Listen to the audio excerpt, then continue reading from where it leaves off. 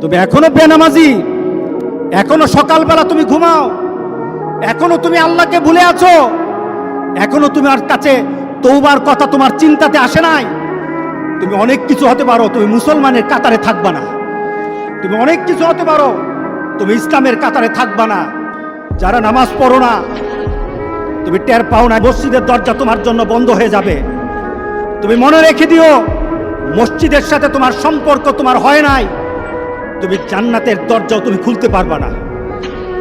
নামাজের ব্যাপারে আমাদের কোনো সহজতা নাই, কোনো কম্প্রোমাইজ নাই, কারোর সাথে আমার সম্পর্ক নাই।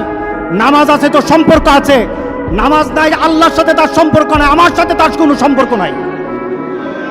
আপনি ঘোষণা দেন, পরিবেশ সুন্দর হয়ে যাবে, তওবা কবুল হবে, আল্লাহ আমাদেরকে রক্ষা করবেন, আল্লাহ আমাদেরকে রক্ষা করবেন ইনশাআল্লাহ।